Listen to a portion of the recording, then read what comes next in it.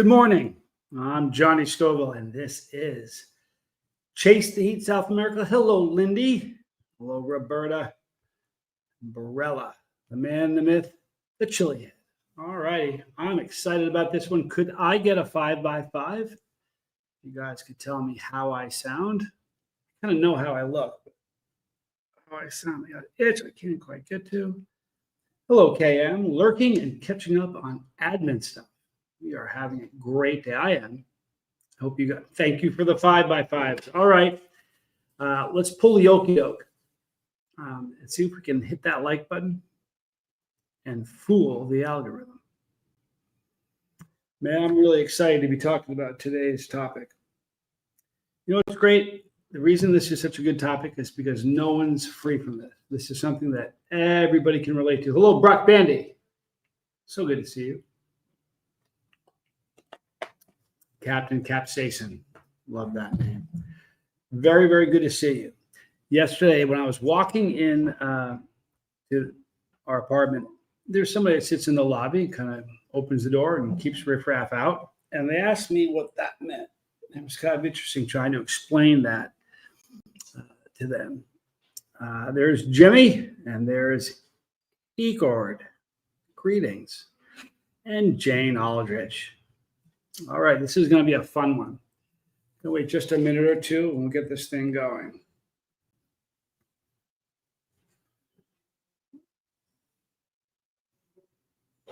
Everybody's going to be able to relate to this. Pretty sure about that.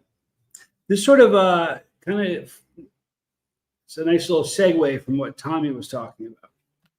Because fear is a thing. Boy, oh boy, is it ever a thing. Excuse me. So we had a new coffee maker. We bought a coffee maker about a month ago, and that's how long it lasted. So we got a new one. And it could be in my head, but the coffee just tastes better today. All right. So we're going to get started here. Just one split second. I might need this during the stream. All right. Katie's running around like a lunatic. Okay, so do you know, as human beings, when we're born, we only have two fears. Did you guys know that? Two fears, and that's it. Hi, Cindy Tucker. Good morning.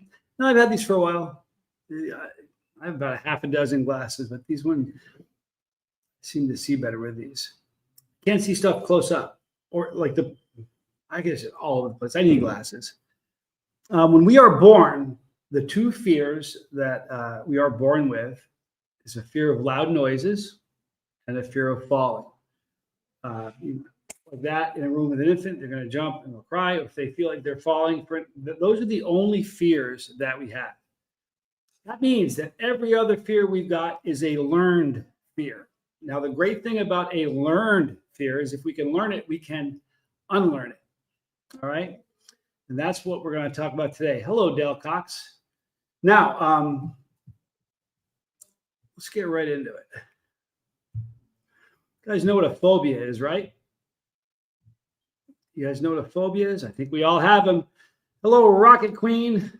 Okay, let's do this. Captain Capsaicin has a fear of heights and snakes. Here's why you have a fear of snakes. At some point, and this just happens, you might be outside kind of playing with it. I remember with a spider, playing with a spider, just poking around. My mother comes running out, get away from it, started screaming. Well, if my mom's scared of it, I better be scared of it. And that's kind of how fears are instilled in us. Cindy is scared of the ocean. I have a mother load of respect for the ocean, but I'm not really scared of it. All right, so let's talk about fears here. Let's get right into it. All right, so fear versus a phobia, because there is a difference. Fear is a natural, protective, and it's rational. It's your brain's alarm system warning you of real danger. Good example, feeling nervous when standing on the edge of a cliff. That's fear. That's your body trying to, it's self-preservation. It's keeping you alive. Now, a phobia is an irrational, intense, and disruptive fear. It's a fear response that is out of proportion to the actual threat. Okay, an example being terrified of butterflies or buttons, so much that you avoid parks or clothing or even certain people. All right, now, I don't know if everybody has a phobia, but I think a lot of us do. Now, if the fear interferes with your daily life, and controls your decisions and how you operate and navigate the world, or it persists even when you know that it's irrational, that is a phobia. Okay, I've got a couple of them. I do. I think we all kind of have some. Miso Smokes, good to see you. Hello, Robert. Fear of heights. You know what's funny? Hi, Robert. I'm sort of scared of heights, but I'm more scared of this balcony looking down than I am, 15,000 feet. It doesn't make sense, but it's true. Marty Mongoose, I believe getting older and becoming physically handicapped is really scary. That could be, I'm not even sure if that's a phobia. If it's, you have some health issues that it's building, that could be, I wouldn't say that's a phobia necessarily. Okay, let's, just for fun, I'm going to give you guys some examples of some crazy phobias. Are you ready for this? These are real, honest to goodness phobias. Check this out. One, I can't even say half these, Anatidaphobia. It's a fear that somewhere, somehow, a duck is watching you, right? It's true. That's an actual phobia. How about nomophobia, the fear of being without your mobile phone? That's a very, very real phobia. I remember years and years ago, Tommy and I were working, and we had a business we were running, and he lost. It was a flip phone, and he lost it. I said, "Dude, he lost his phone." I'm like, "What are you going to do?" He goes, "Let's go buy a new one." Lose your phone today. Lose your phone today, and that is horrible. Xenophobia, the fear of the color yellow. Unbelievable, right? A few more. Just a couple. Archophobia.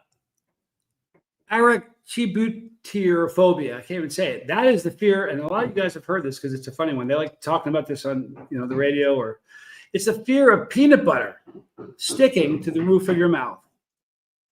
People are doing construction, so sorry about the noise, folks. It does sound comical, but for some, it's rooted in a choking anxiety. Wow. You guys hear that? How bad is that thumping? Is that going to be a distraction for you guys? Hello, Michael Superbacker. Well, I hope. Todd McCausland, good to see you. Spicy Jen, hello. Wow. Triggy, hello. Tony Suter.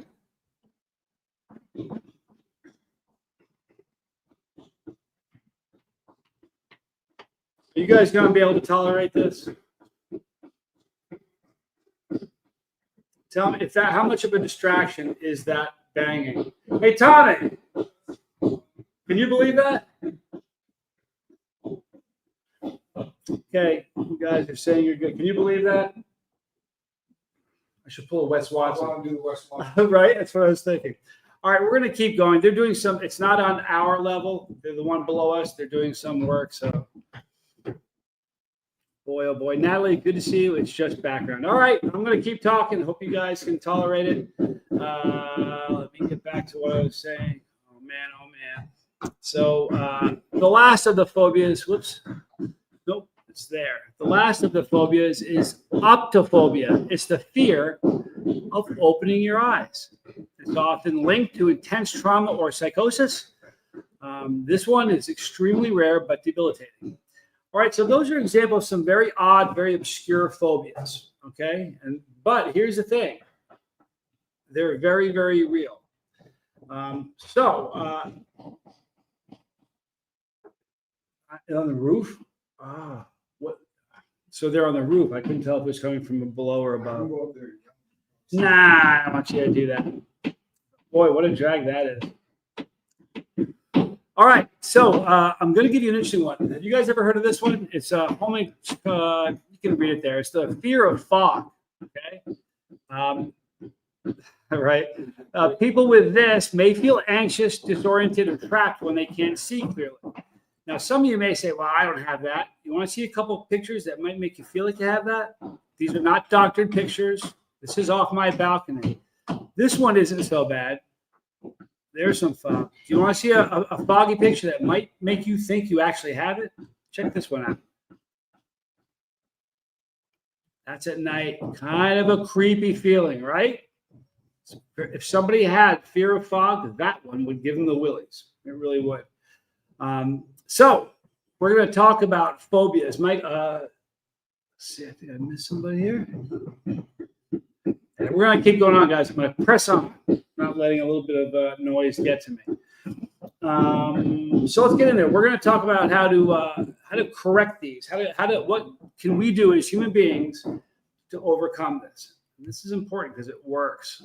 All right. Number one, you got to face it. All right. Gradually, though, they call it exposure therapy. This is a wonderful quote. The cave you fear to enter holds the treasure you seek. And that was from Joseph Campbell. The most effective tool to beat a phobia is graduated exposure. You start small, create a fear hierarchy. All right. List the situations involving the phobia that you struggle with from least to the most intense. And then slowly and gradually expose yourself to fear in a controlled, safe, and repeated way. And what this will do is it's going to rewire your brain's panic response over time, and it teaches that there is no real danger. All right? That may make sense to some people, it may not. It does with me. And at the end of this, I'm going to talk about 2 phobias that I have, because I have a couple. The second step is rewire the narrative. It's cognitive restructuring. Fear has a voice. All right. And what you need to do is make sure that your voice is louder than the fears. So challenge the irrational thoughts behind the phobia. Write down what your phobia is and then write the truth next to it. All right. For example, I have a friend who's terrified of planes. Never been on one yet. And they're as old as I am. Okay. Can you imagine that? He's gotten around too. He does the bus there. Or the train. He actually spends a lot of time on trains. Here's the fear. If I get on this plane, it's going to crash. The truth, all right, flying is statistically safer than driving is. So my anxiety is lying to me. Now, the more often you consciously correct those mental distortions, the weaker the phobia becomes. This is truthy stuff, people. Absolute stuff that will work. Yeah, fog is, you know what? Fog is scary for captains, Triggy. And fog, some of the worst car crashes, like multiple giant pileups, are fog. It's terrifying. You know what I mean? You can't see it before everybody's flying and everybody starts doing this, crunching up. Do you guys have a phobia about 1 hot minute? We're going to be doing one of those tonight. Let's get into the third one, okay? Here's step 3. Master the body. Regulate the nervous system. Here's the thing. If you control your breath, you can control your fear. Because fear lives in the body. So you can use physical tools to calm it down. They call this box breathing, okay? 4 seconds, 4 sides of 4 seconds. You inhale for 4 seconds. Then you're going to hold it for 4 seconds. Then you're going to exhale slowly for 4 seconds. And then hold it again for 4 seconds and then repeat. Cold exposure or grounding techniques. Okay, exercise regularly. What happens? Movement burns off cortisol. Cortisol is a drag, and what it does is it builds resistance. A calm body will send a message to the brain that we're safe and there's no threat here. That makes sense? Hope that makes sense. Chilli Phil, good to see you. Hello, A. You're not a little late. You're right on time. Talking about fear, because we all have it. And the drag about fear is it can paralyze us. It can keep us stuck in one spot. All right. So, you know what I'm going to do? I'm going to talk about, I have a couple fears. All right. They're phobias. One of them is a phobia about being lost. True story. One of the greatest things, I remember the day I got a GPS wasn't even, now it's on every phone, but back in the day it wasn't. You'd have this thing you put on your dash, and it would. I remember it was one of the greatest gifts. But when I get lost, and I know this sounds stupid and it's ridiculous, but when I get lost, I feel like I shrink. I feel little. I feel like everything is getting big around me. And if I'm lost, God forbid, I'm lost and I have somewhere to go within time, I have to be there at a certain time, the wheels come off. And I really, really get panicked at that. And it's ridiculous. I'm the guy, you know, some people say that men are bad about asking for directions. Do you know what I do? I swear this is true. If I'm lost, it doesn't happen now anymore because of GPS, but I remember very vividly being lost. I didn't have a GPS system. I drove around. I was on a college campus looking for an office. And I saw somebody on the sidewalk. I stopped and I said, I was trying to get to the registrar's office. And I asked the person where it was, and they told me, all right. I drove 100 feet. I saw somebody else. I stopped and asked them because I wasn't sure if the first guy was lying to me or trying to throw me off. That's not rational thinking. All right. That is absolutely irrational. When I get lost, everything feels big and I just feel like a kid. And it's like, honest to God, even thank God it doesn't happen too often now. And I've had people say, oh, just chill out. Just think of it in terms of you're going to see some things you weren't counting on. That sounded good, but it didn't really work. You know what I mean?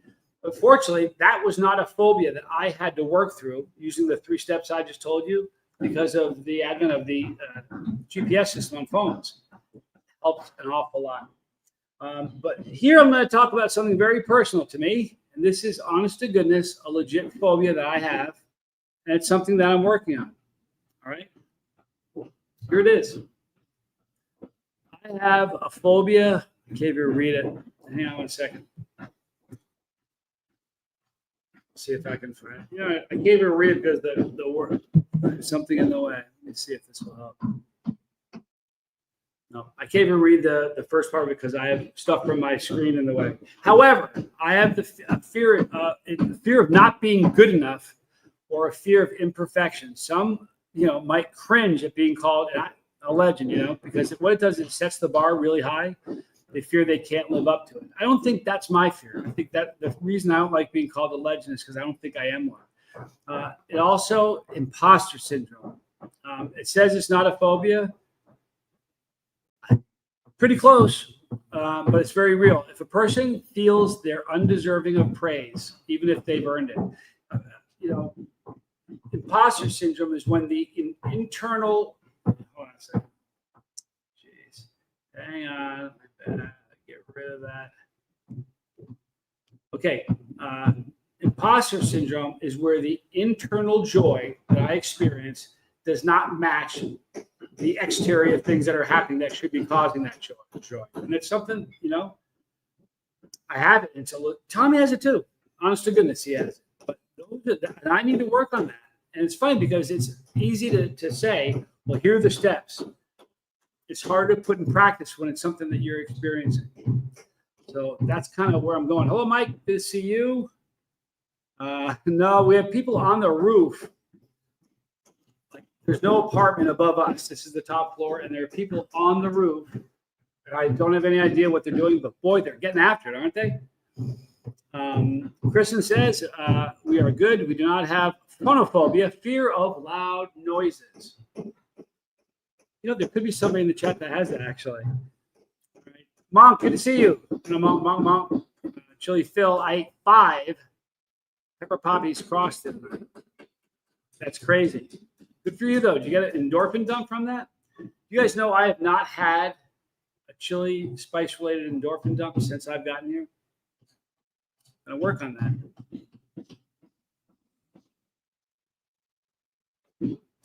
Look at this. Mike understands what it is. He's got 1,000% imposter syndrome. It's a bummer. You know what I mean? And the problem is this: if you don't have a YouTube channel, you just go about your day, it's still a bummer. But when you have a YouTube channel, like every time I get a comment from somebody, it doesn't matter if the video is 8 years old or if I made it yesterday, every single time I get a comment, I get a notification just like that. Another one just popped up. And so often it's something that just triggers the whole, imposter syndrome thing. I get it constantly. I think part of it is this. like eating peppers, just eating peppers, eating hot stuff. You know what I mean? It's not like a concert pianist who's worked and studied and just became an expert at it. You know what I mean? I just eat stuff. I don't know. I'm working on it. Okay, here we go. Triggy says, I have a friend who comes to the conclusions very quickly or thinks without having facts. She also got some learning difficulties, which probably explains some of it. Interesting. You know what? Yeah, I know some people who sort of jump to conclusions before they get the all the facts. I think that's probably more common than people think.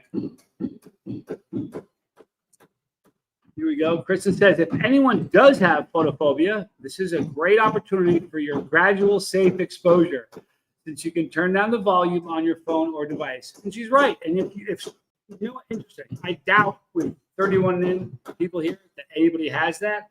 But if you do, a way that you could sort of work at it is slowly as this video is going along, maybe raise the volume just a little bit.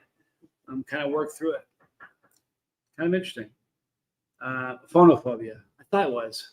Maybe there's 2 different types. Chilli Phil is eating 3 peach warthogs on his live stream. Outstanding. Here we go. Because I get praise, and I automatically think if they really knew my past, then maybe they would rethink the praise they give me. Huge part of it for me. I remember before I quit drinking, this is the truth. I remember since I started the channel, there's like a dozen different settings where I regularly made videos. A porch here, a chair in this house.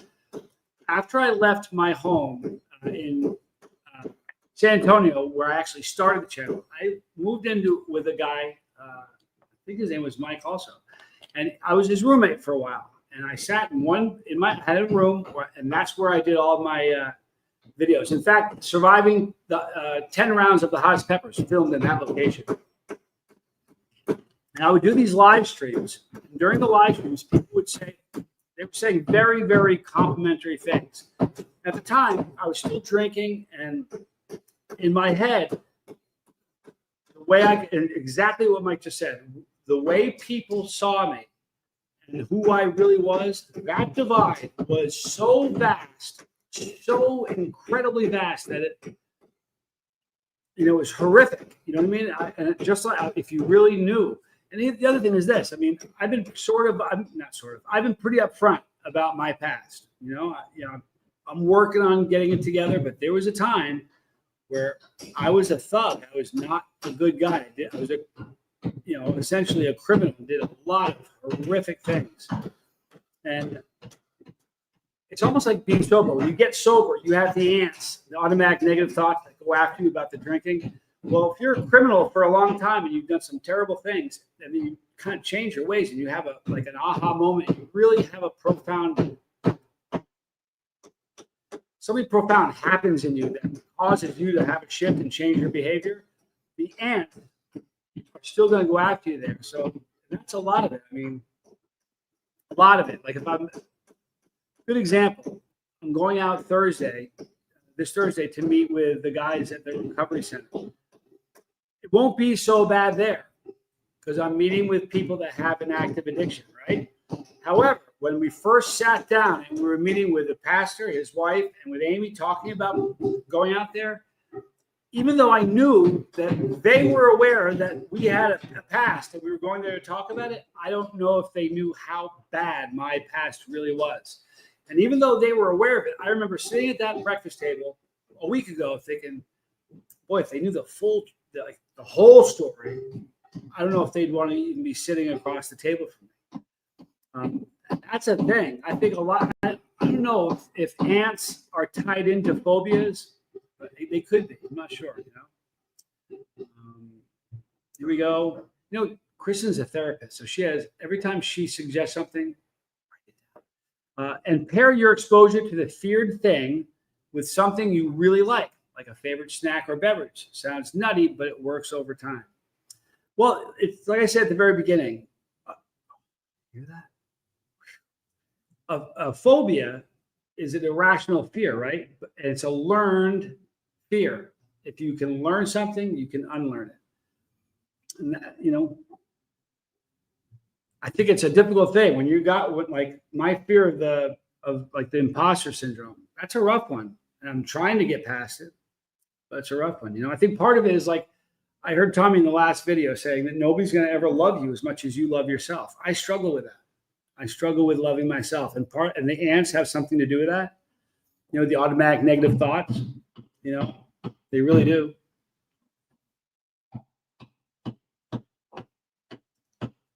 All right, really, I need to get an order in this. Is normally in the chat, right?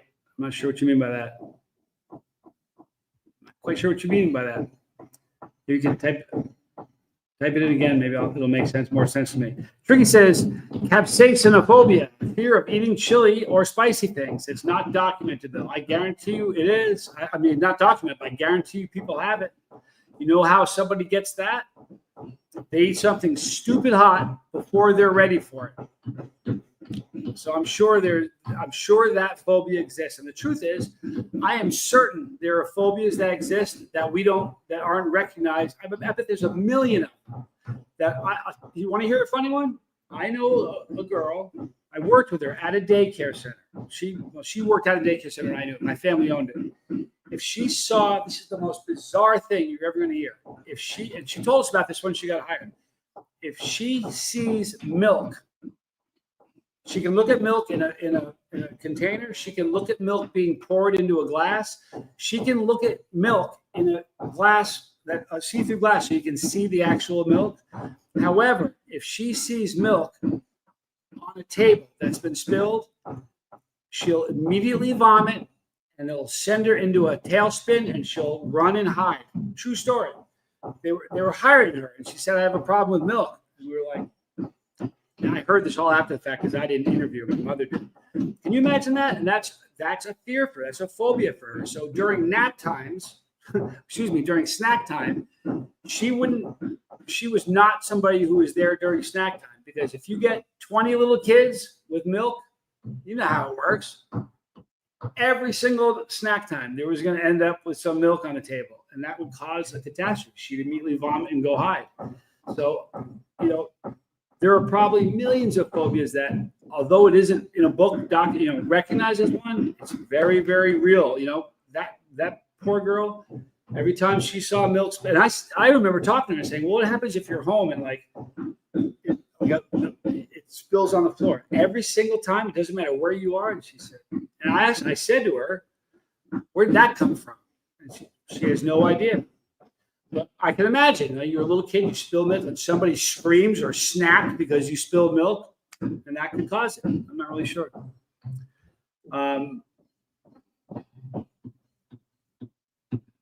You want to get an order of peach watermelons? I got you now. Appreciate that. That makes sense now. Let's see. Todd. I dig you, Todd. I'm glad you're here. PTSDs and phobias seem like they are similar. Bank on it. Absolutely. I agree. And I think there may also be some sort of relationship with ants, automatic negative thoughts, and phobias. You know what I mean? Because the reason I say that, like if somebody starts, I have a hard time with praise and accepting that. So when that's happening, the ants are going crazy. So I think that you're probably right. Okay, here we go. I have a terrible phobia of clowns. I kind of do too. It's not. I would say I kind of too. I have a funny story that I told. When I was a kid, there were clowns, wallpaper. Like, who does that, right? But to me, I don't go to circuses. That's the reason. The year I started this channel, this is true. Somebody may remember hearing this story. Don't judge me. I'm telling you a story. But years ago, the first year I started Chase the Heat, it was Halloween, and I was really excited about kids coming around. And my ex-wife, she thought it was a drag, she had kids, so she should be able to tap into that and see the fun in it. But she was not into it. But I was, you know what I mean? So we had a big bowl of candy and stuff, and kids it was a great neighborhood, so there were kids coming by a lot, and they would knock on the door, and we'd bring out the little thing, and they were just so cute, you know what I mean? The innocence, and it was just an adorable time, I think. Well, it was towards the end of the night, and I hear it. I didn't have the best peephole at my door, but anyway, I'm sitting around and I hear a knock on the door. So I look out the peephole and I don't see anybody. So I open the door and I see a little teeny clown, like 3 feet tall. And this is going to sound really ridiculous, all right? But the first thing I did was look around to see what I could hit it with. I don't like clowns. I hit a mime once. Not, mimes and clowns, they're related. I don't like that. They give me the creeps big time. I can't explain why, but PTSD and phobia might be similar, but they're caused by wildly different things, I think. Perhaps. Yeah, I mean, sure, it's an individual thing. I can see why you might say that. Don't fear the Reaper. Do not fear the Reaper, but not the seasons, nor the wind, nor the sun or the rain. See what he did there? Kind of like that one. A lot of people have that one, maybe because of all the creepy films and the books with clowns. There was a period of time where there was a clown that was going around just standing in weird places. You guys see this? It was all over the internet. To me, that's a dangerous thing. If a little kid, shows up at trick-or-treating, that's one thing. But if I were ever like coming home and there was like a clown, like a scary-looking clown in my driveway, here's the problem. I'm not the guy that's going to run away from that clown unless it's got a gun. I'm the guy that's going to run over and stomp a mud hole. See, it's a scary thing. That's why I think like I remember thinking when I saw that clown, the little kid on Halloween, I'm thinking, how do you dress your kid up in a clown, like a scary clown thing, and send him to somebody's front door? I think we all know that there are certain people that have issues with clowns. So it's kind of a scary outfit to wear on Halloween. Hi, Paula. Thank you for being here. I have an irrational fear of moths. I can hold snakes and lizards. I'm a dental technician and see all kinds of horrors, but I'll be myself.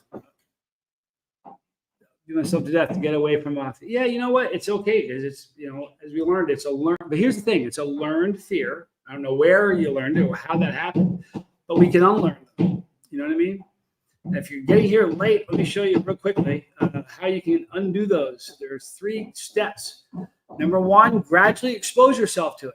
You know what I mean? So maybe start reading about them, or do what you can. In a way, there are butterfly sanctuaries.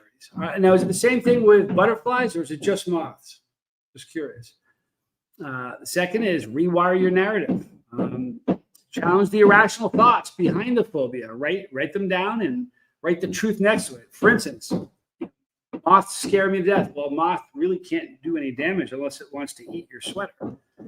And the third one is master the body first. Regulate your breathing. If you can, that helps a lot. But here's the truth of it. There's some phobias that you have where you may not have a desire to overcome it. Like with clowns, I'm not too concerned about that. It's not something I'd want to spend a lot of my time working on.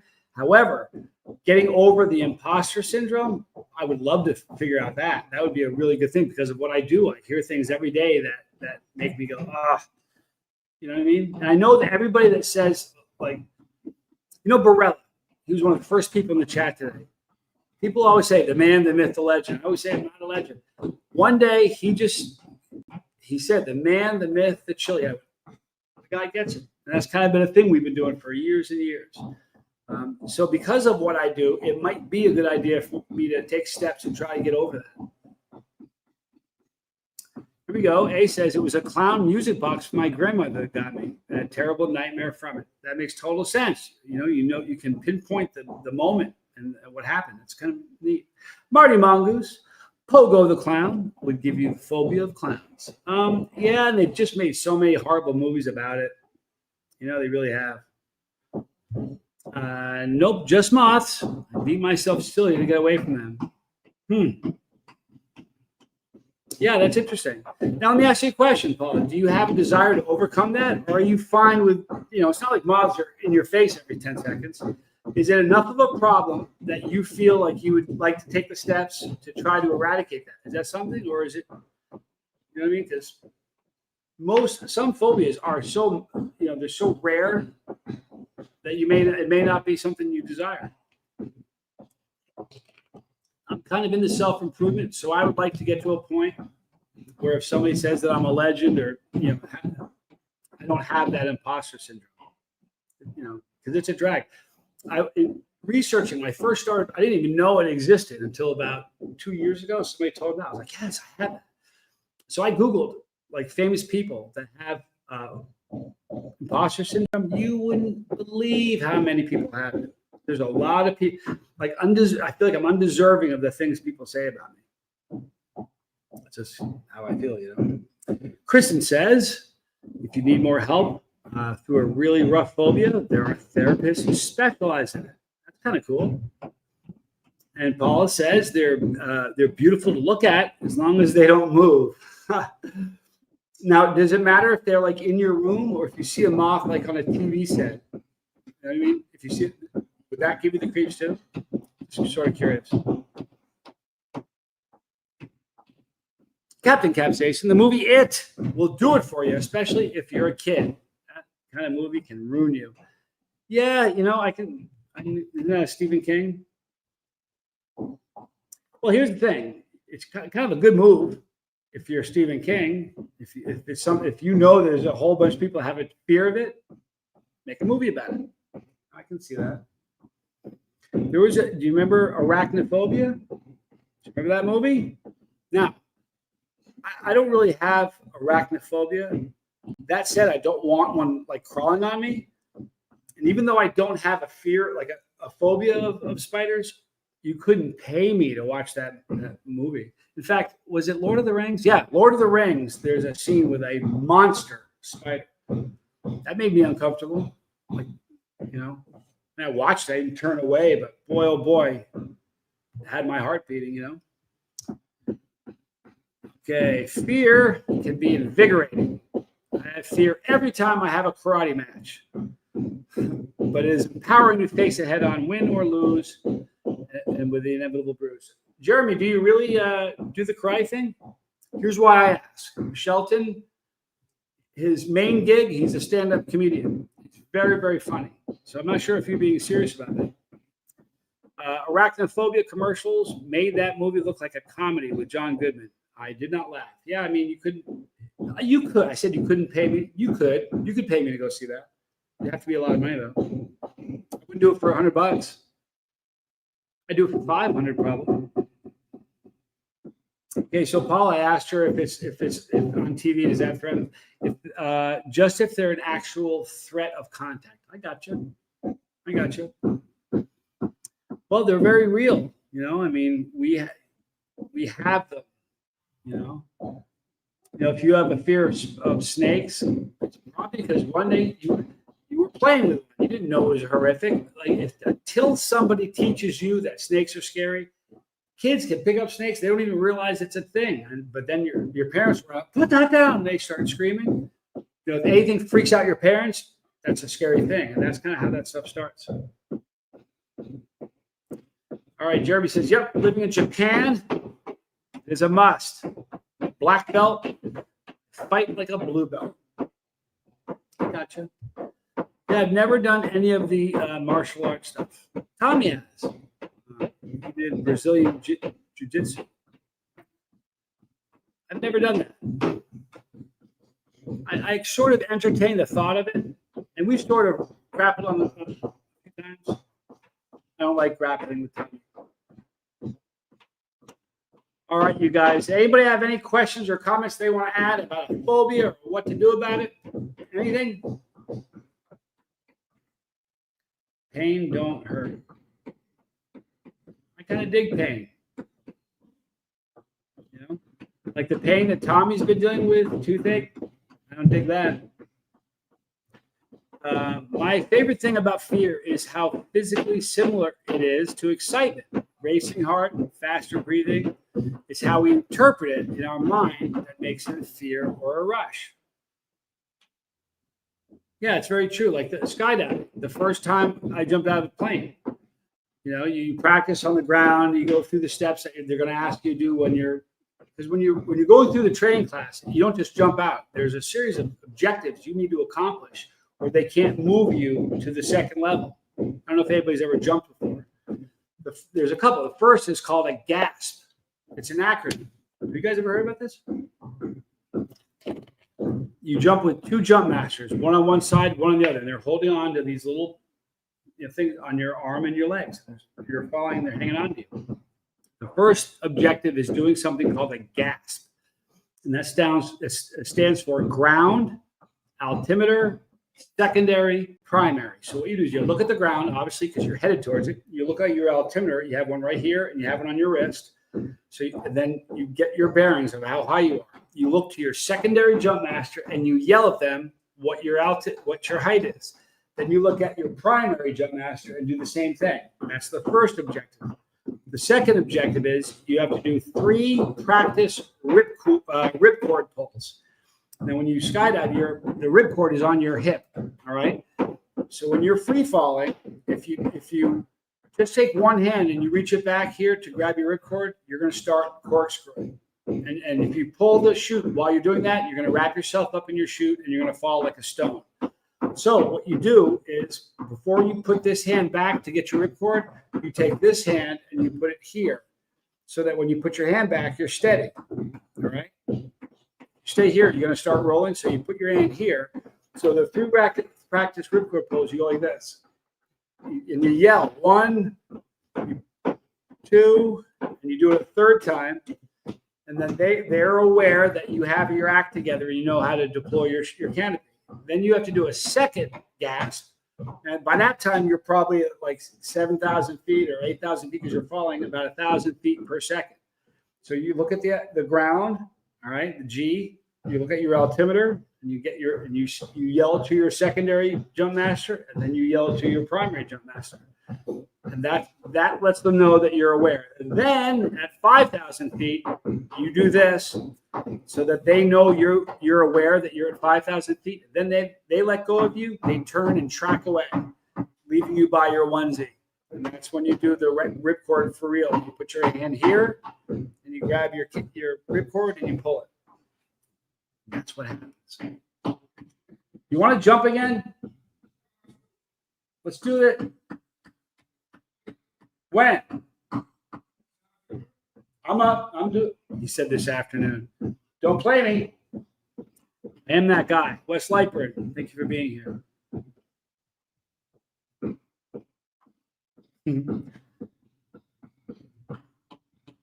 I did hit a mine.